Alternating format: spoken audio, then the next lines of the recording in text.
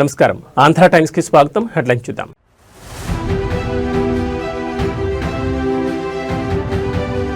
నేటి నుంచి ప్రధాని మోడీ 3 దేశాల పర్యటన. జోర్డాన్, ఇథియోపియా, ఒమన్లలో కీలక భేటీలు.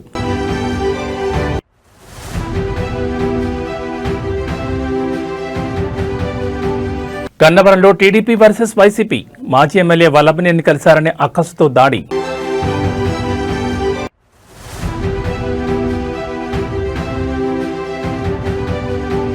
ముదిగొండలో ఉద్రిక్త వాతావరణం. గెలిచిన బీఆర్ఎస్ అభ్యర్థి ఇంటిపై కాంగ్రెస్ నాయకుల దాడి.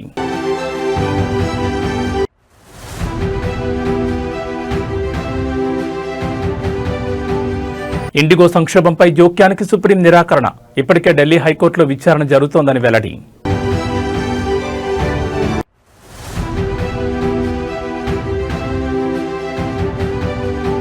ఢిల్లీని కమ్మేసిన దట్టమైన పొగమంచు. తీవ్ర స్థాయికి చేరిన వాయు నాణ్యత సూచి. ఇక డీటెయిల్స్ చూస్తే ప్రధానమంత్రి నరేంద్ర మోడీ ఈ రోజు 3 దేశాల పర్యటనకు బయలుదేరి వెళ్లారు. ఈ పర్యటనలో భాగంగా ఆయన జోర్డాన్, ఇథియోపియా, ఒమన్ దేశాల్లో పర్యటించి ఆయా దేశాల అగ్ర నాయకులతో సమావేశం కానున్నారు. ద్వైపాక్షిక సంబంధాలను మరింత బలోపేతం చేయడమే ఈ పర్యటన ముఖ్య ఉద్దేశం.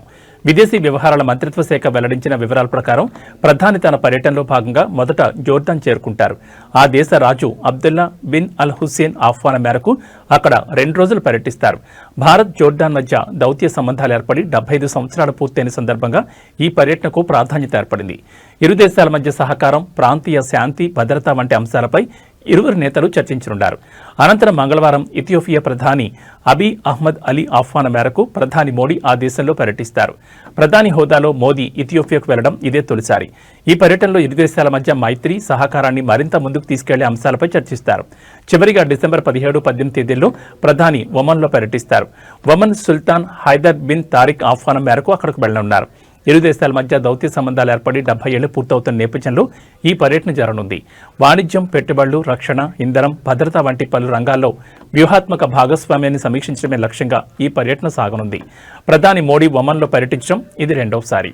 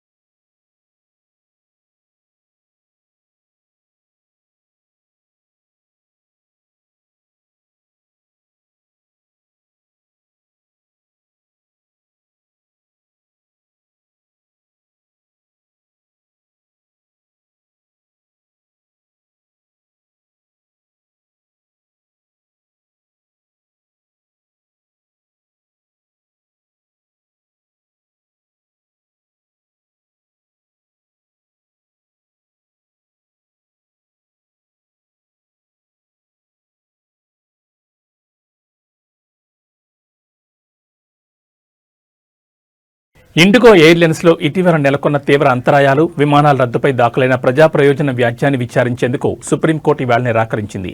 ఈ అంశంపై ఇప్పటికే ఢిల్లీ హైకోర్టులో విచారణ జరుగుతున్నందున అక్కడే తమ వాదనలు వినిపించాలని పిటిషనర్కు స్పష్టం చేసింది. ప్రధాన న్యాయమూర్తి సూర్యకాంత్ నేతృత్వంలోని ధర్మాసనం ఈ పిల్ను విచారించింది. న్యాయవాది నరేంద్ర మిశ్రా స్వయంగా ఈ పిల్ను దాఖలు చేశారు.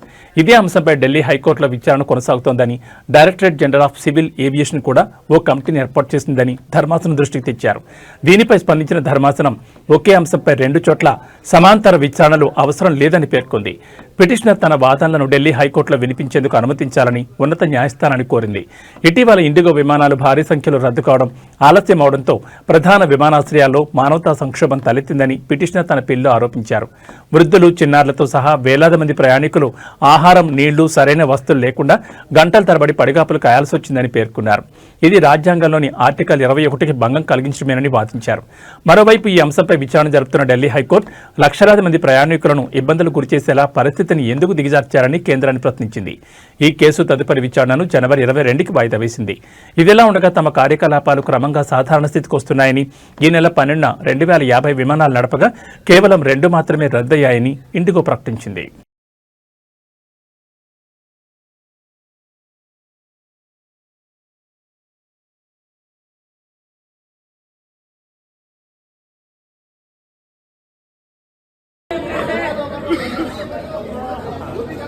आपके पास अगर ये जवाब नहीं दे पा रहे तो इंडिया लेवल तो होगी ना, इंडिया लेवल तक होगी ना। नहीं मांग रहे हम भी पागल हो रहे। अरे वो तो अपने सारे पैसे वो सपोर्ट करेंगे क्या?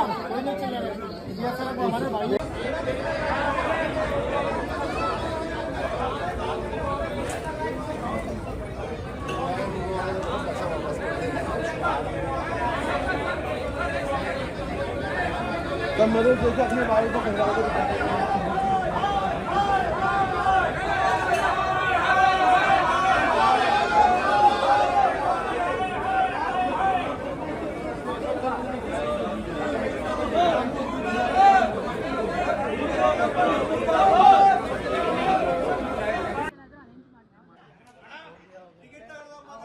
ಅಲ್ಲ ಕನ್ನಡ ಟಿಕೆಟ್ ಬೇಕು, ಕನ್ನಡಿಗೆ ದುಡ್ಡು ಬೇಕು, ಕನ್ನಡ ಏರ್ಪೋರ್ಟ್ ಬೇಕು, ಮತ್ತೆ ಕನ್ನಡ ಬರೋದಿಲ್ಲ.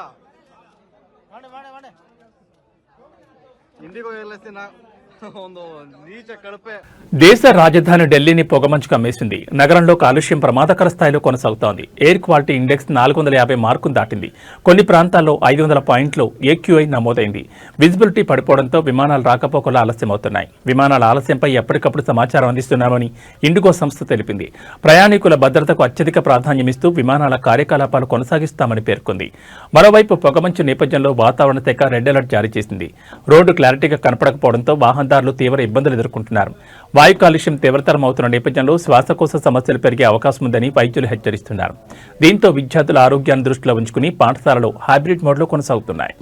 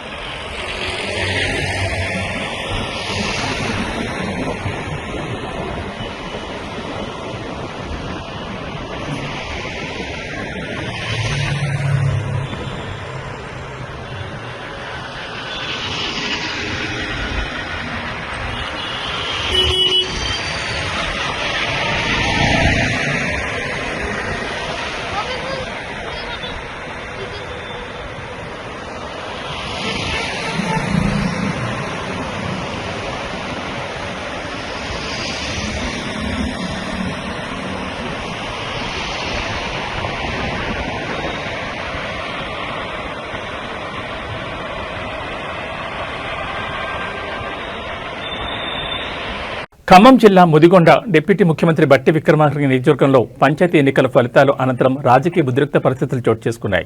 ముదిగొండ మండలం లక్ష్మీపురం గ్రామంలో ఎన్నికల్లో ఓటమిని జీర్ణించుకోలేని స్థానిక కాంగ్రెస్ నాయకులు గెలిచిన బీఆర్ఎస్ సర్పంచ్ అభ్యర్థి ఇంటిపై దౌర్జన్యానికి పాల్పడ్డారు. లక్ష్మీపురం గ్రామంలో జరిగిన 2వ విడత పంచాయతీ ఎన్నికల్లో బీఆర్ఎస్ పార్టీ తరఫున సలీమా సర్పంచ్గా గెలుపొందారు. ఈ విజయాన్ని జీర్ణించుకోలేని ఓడిపోయిన కాంగ్రెస్ సర్పంచ్ అభ్యర్థి అనుచరులు స్థానిక కాంగ్రెస్ నాయకుల ఆధ్వర్యంలో దౌర్జన్యానికి దిగారు. సలీమా ఇంటిపై కర్రలు రాళ్లతో దాడికి పాల్పడడంతో గ్రామంలో తీవ్ర ఉద్రిక్త పరిస్థితులు నెలకొన్నాయి. ఈ దాడి నేపథ్యంలో ఇరు వర్గాల మధ్య తోపులాట, ఘర్షణ వాతావరణం ఏర్పడింది. దాడి ఉద్రిక్త పరిస్థితుల సమాచారం అందుకున్న పోలీసులు వెంటనే లక్ష్మీపురం గ్రామానికి చేరుకున్నారు. పరిస్థితిని అదుపులోకి తీసుకురావడానికి ప్రయత్నించి ఇరు వర్గాలను చెదరగొట్టారు. పోలీసులు రంగంలోకి దిగడంతో పరిస్థితి కొంత శాంతించింది.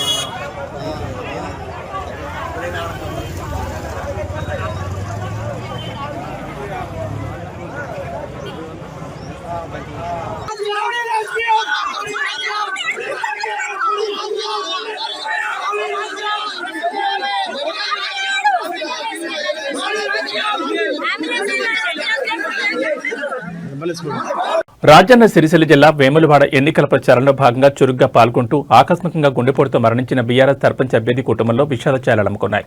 ఈ నేపథ్యంలో బీఆర్ఎస్ వర్కింగ్ కేటీఆర్ ఆ కుటుంబాన్ని పరామర్శించి వారికి ధైర్యం చెప్పారు. వేములవాడ అర్బన్ మండలం చింతల్టానా గ్రామంలో సర్పంచ్ అభ్యర్థిగా బీఆర్ఎస్ పార్టీ తరఫున పోటీ చేస్తున్న మురళి ఎన్నికల ప్రచారం నిర్వహిస్తున్న సమయంలో గుండెపోటుకు గురై దురదృష్టవశాత్తు మరణించారు. ఎన్నికల వేళ ఈ ఘటన స్థానికంగా తీవ్ర దిగ్భ్రాంతిని కలిగించింది. ఈ విషయం తెలుసుకున్న కేటీఆర్ వెంటనే చింతల్టానా గ్రామంలోని మురళి ఇంటికి చేరుకున్నారు. దివంగత అభ్యర్థి మురళి చిత్రపటానికి నివాళులర్పించి వారి కుటుంబ సభ్యులను పరామర్శించారు. ఈ సందర్భంగా కేటీఆర్ మాట్లాడుతూ మురళి మరణం పార్టీకి స్థానిక నాయకత్వానికి తీరని లోటన్నారు. ఆయన కుటుంబానికి అన్ని విధాలుగా అండగా ఉంటామని ఆదుకుంటామని హామీ ఇస్తున్నారన్నారు. బీఆర్ఎస్ పార్టీ ఎల్లప్పుడూ వారి వెంటే ఉంటుందని భరోసా ఇచ్చారు. లక్షలు పోసి ఖర్చు పెట్టి కింద పడి మీద పడి కాలు పట్టుకుంటే గెలుస్తాం. ఎంత ప్రేమ చెప్పు మీ నాయన గొప్ప వారసత్వం ఇచ్చిపోయింది మీకు. నాకు తండ్రులు తాతలు ఇచ్చేటి గదే గొప్ప పేరు వారసత్వం. మేము మిగతా వాటికి మేము ఉన్నాం అందరం. అర్థమైందా? మీ చదువు మీ ఉద్యోగం రెండు నా బాధ్యత. లక్ష్మణ నాది మా ఇద్దరు బాధ్యత. ఎంత ఫస్ట్ ఇయర్ సెకండ్ ఇయర్ అండి థర్డ్ ఇయర్ నో ప్రాబ్లం. ఒకవేళ తను ఎంఫార్మస్ చదువుతామంటే లేదు బిడ్డ లేదు నేను జాబ్ చేస్తా నాకు ఎందుకు అనుకుంటే నువ్వు జాబ్ కూడా నేను పెట్టిస్తాను. హైదరాబాద్ శంషాబాద్ అంతర్జాతీయ విమానాశ్రయంలో ఇండిగో కారణంగా పలువురు ప్రయాణికులు తీవ్ర ఇబ్బందులు అసౌకర్యాన్ని ఎదుర్కొన్నారు. టికెట్లు ఉన్నప్పటికీ సమయం మించిపోయిందని చెప్పి విమానం ఎక్కేందుకు సిబ్బంది అనుమతించకపోవడంతో ప్రయాణికులు ఆగ్రహం వ్యక్తం చేశారు. టికెట్లు తీసుకుని తమ విమానం ఎక్కేందుకు బోర్డింగ్ లైన్లో నిల్చున్న ప్రయాణికులను ఇండిగో సిబ్బంది అకస్మాత్తుగా అడ్డుకున్నారు. బోర్డింగ్ సమయం అయిపోయింది అంటూ వారిని విమానంలోకి అనుమతించలేదు. దీంతో తీవ్ర గందరగోళం నెలకొంది. టికెట్ తీసుకున్నాక సమయం లేదంటూ గేట్ క్లోజ్ చేయడం ఏంటని ఈ విషయంలో ఇండిగో సిబ్బందిని బాధితులు తీవ్రంగా వాగ్వాదానికి దిగారు. కొంతమంది ప్రయాణికులు ముఖ్యమైన పనులు ఉండడం వల్ల తాము ఆలస్యం చేయలేమని మొరపెట్టుకున్నా ఫలితం లేకుండా పోయింది. ప్రయాణికుల ఆందోళన పట్ల ఇండిగో సిబ్బంది చూపించిన నిర్లక్ష్యం మరింత ఆగ్రహం తెప్పించింది. మేమేమీ చేయలేం, ఇది మా చేతుల్లో లేదు, కావాలంటే మీరు ఉన్నతాధికారులతో మాట్లాడుకోవచ్చు అంటూ చాలా తేలిగ్గా సమాధానం చెప్పినట్లు బాధిత ప్రయాణికులు తెలిపారు.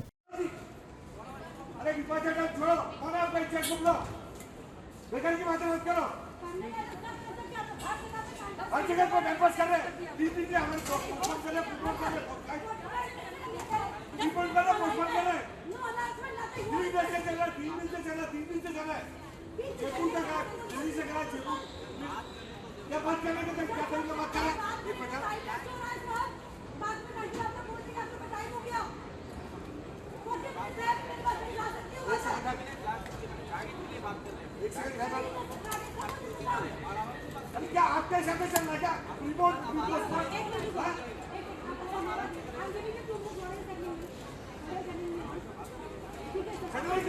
बात करने का तरीका उसको बात करने का तरीका उसको एक तो हैंडशेक करती है कल हैंडशेक करने तो होगा क्या कोई चीज का तरीका है पैसे देगा लंबी వికారాబాద్ జిల్లా నవాపేట్ స్థానిక సంస్థల ఎన్నికల్లో అనూహ్య ఫలితాలు వస్తున్నాయి. వికారాబాద్ జిల్లా నవాపేట్ మండలం పరిధిలోని ఎమ్మెల్యే కాళీ యాదయ్య సొంత గ్రామమైన చెంచల్పేటలో కాంగ్రెస్ పార్టీకి గట్టి ఎదురుదెబ్బ తగిలింది. ఈ గ్రామ పంచాయతీ ఎన్నికల్లో కాంగ్రెస్ పార్టీ బలపరిచిన సర్పంచ్ అభ్యర్థి ఓటమి పాలయ్యారు. కాంగ్రెస్ అభ్యర్థిపై ఇండిపెండెంట్ గా పోటీ చేసిన అనసూజ అనంతరాములు గెలుపొందారు. మరీ ముఖ్యంగా జనరల్ కేటగిరీలో పోటీ చేసిన కాంగ్రెస్ పార్టీ అభ్యర్థిపై బీసీ వర్గానికి చెందిన మహిళ అయిన అనసూజ అనంతరాములు విజయం సాధించడం గమనార్హం. చిచ్చల్పేట గ్రామ సర్పంచ్ అభ్యర్థిగా గెలుపొందించినటువంటి గుడిసె అనసూయ గారికి మరియు 10 వార్డులు గెలిచినటువంటి మన వార్డు మెంబర్లకి అందరికీ శుభాకాంక్షలు తెలియజేస్తున్నాం. ఇంకోటి ఈరోజు జరిగిన విషయం ఏంటంటే ఈ ఎలక్షన్కు ముఖ్య కారణం చాలా ఉంది. మన మండల్ లెవెల్లో కానీ ఒక డిస్టిక్ లెవెల్లో కానీ దీనికి ప్రత్యేకత ఉంది. ఏ విధంగా అంటే జనరల్ ఉంది. ఆ జనరల్ నిలవడం ఎందుకంటే జనరల్ అంటే ఒకరికే అవకాశం అని ఉంది. ఆ జనరల్లో నిలవడం మన బీసీలకు అన్యాయం జరుగుతుందని, బడుగు బలహీన వర్గాలకు అన్యాయం జరుగుతుందని చాలా మార్చారు. ఆ మార్చినందుకు ఆ మార్చిన దానికి ఏముందంటే గవర్నమెంట్ స్లోగన్ గిన బీసీలకు చేస్తాం 42% తర్వాత మాకు రాజ్యాంగ ప్రకారం రావడం వచ్చే 23% తగ్గించి మా బీసీ రిజర్వేషన్ మొత్తము మా జనరల్ చేసారు. జనరల్లో బీసీని తీసుకుపోవడం అనే కాన్సెప్ట్ ఉంది. ఆ కాన్సెప్ట్కు తూట్లు పొడిచినందుకు కాబట్టి మేము ఖచ్చితంగా మేము ఇలా వాడాలి, మేము సాధించాలి. కాబట్టి సాధించాలని అందరి పట్టుదలతోని అందరి సపోర్ట్తోని బలహీన వర్గాలను తొక్కడము నేర్చుకోరు. కాబట్టి ఆ తొక్కడానికి మేము దాన్ని ప్రత్యేకంగా మొత్తం వ్యతిరేకించి స్వతంత్ర అభ్యర్థిగా నిలబడి పోటీ చేయడం జరిగింది. వాళ్ళందరి కృషితోని వాళ్ళందరి సహకారంతో ప్రతి ఒక్క సర్పంచ్ అభ్యర్థిగా కాన్సెప్ట్ తీసుకొని మనం ఖచ్చితంగా గెలిచి చూపెట్టాలని గెలిచిర్రు. అందుకే వాళ్ళందరికీ మాకు ఇంత పెద్ద విజయానికి ఇచ్చినందుకు వారందరికీ మేము ప్రత్యేక కృతజ్ఞతలు తెలియజేస్తున్నాం. నెల్లూరు మేయర్ స్రవంతి రాజీనామాను జిల్లా కలెక్టర్ హిమాంశు శుక్లా ఆమోదించారు. స్రవంతి రాజీనామా లేఖను కలెక్టర్ ఉన్నతాధికారులకు నివేదించారు. అనంతరం కలెక్టర్ ఆమోదం తెలుపుతూ నిర్ణయం తీసుకున్నారు. దీంతో ఈ నెల 18న జరగాల్సిన కార్పొరేషన్ మీటింగ్ సాధారణ సమావేశంగా మారింది. నూతన మేయర్ని ఎన్నుకునే వరకు ఇన్ఛార్జ్ మేయర్గా రూప్ కుమార్ యాదవ్ వ్యవహరిస్తారు. మేయర్ రాజీనామా ఆమోదంతో వైసీపీ నేతలు ఆశలు వదులుకున్నారు. మరోవైపు టీడీపీ నేతలు ఆచితూచి అడుగులు వేస్తున్నారు.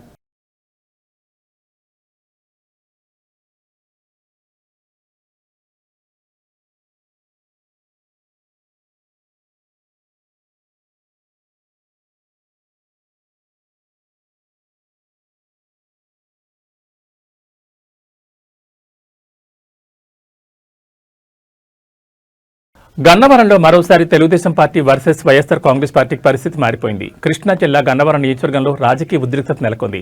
గన్నవరం మండలం మర్లపాలెం గ్రామంలో వైసీపీ కేడర్పై దాడి జరిగిన ఘటన స్థానికంగా కలకలం రేపుతోంది. మాజీ ఎమ్మెల్యే వైసీపీ నేత వల్లభనేని వంశీని కలిశారన్న అక్కసుతో 2 వ్యక్తులపై దాడి జరిగిందని వైసీపీ నేతలు ఆరోపిస్తున్నారు. ఈ దాడికి టీడీపీకి చెందిన వ్యక్తులే పాల్పడ్డారని వారు చెబుతున్నారు. సమాచారం మేరకు మధ్యాహ్నం సమయంలో ఒక కుటుంబాన్ని పరామర్శించేందుకు వల్లభనేని వంశీ మర్లపాలెం గ్రామానికి వెళ్లారు. ఈ సందర్భంగా అదే గ్రామానికి చెందిన ఖమ్మంపాటి శ్రీధర్, ఖమ్మంపాటి రామ్మోహన్ రావు వల్లభనేని వంశీమోహన్ కలిశారు. అయితే వంశీని కలిసిన కారణంగానే వీళ్ళిద్దరిపై కక్ష పెంచుకున్న కొందరు వ్యక్తులు హాకీ స్టిక్స్ తో దాడికి పాల్పడ్డారని వైసీపీ వర్గాలు ఆరోపిస్తున్నాయి. దాడిలో శ్రీధర్, రామ్మోహన్ రావులకు తల, చేతులకు తీవ్ర గాయాలయ్యాయి. వెంటనే వారిని పిన్నమనేని హాస్పిటల్ తరలించి చికిత్స అందిస్తున్నారు. ఈ ఘటనతో గన్నవరం నియోజకవర్గంలో రాజకీయ ఉద్రిక్త వాతావరణం నెలకొంది. ఘటనపై పూర్తి వివరాలు తెలియాల్సిండగా పోలీసులు కేసు నమోదు చేసుకుని విచారణ చేపడుతున్నారు.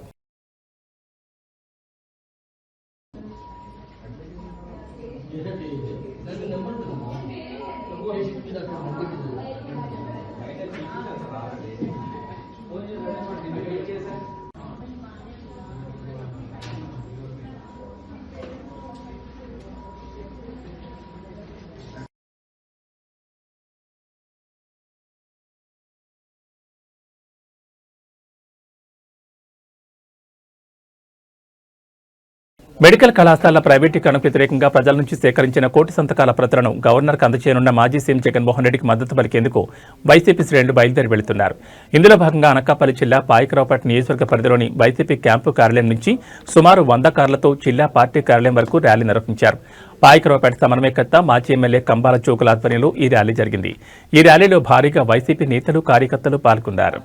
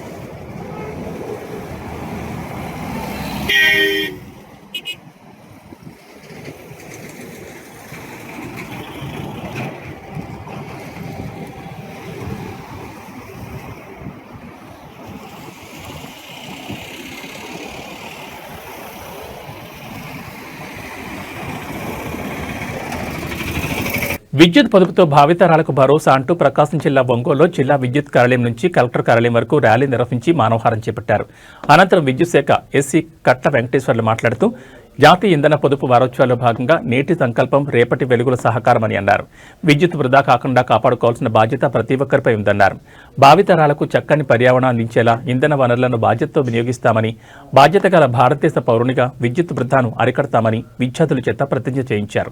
ఈ కార్యక్రమంలో town ADE KV Pandurangarao, Ongole circle SE OK Subbarao, Chemakurthi AD Mohan, commercial ADE Pathan Rafi, rural AD T Srikanth, విద్యాశాఖ అధికారులు భారీగా పాల్గొన్నారు.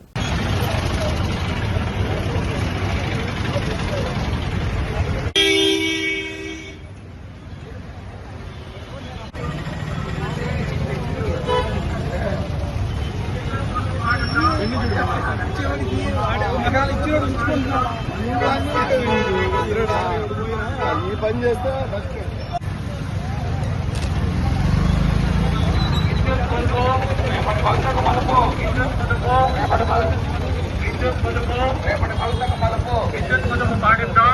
భావితరాలకు వెలుగునిద్దాం. విద్యుత్ పొదుపు పాటిద్దాం. భావితరాలకు వెలుగునిద్దాం. విద్యుత్ పొదుపు పాటిద్దాం. భావితరాలకు వెలుగునిద్దాం.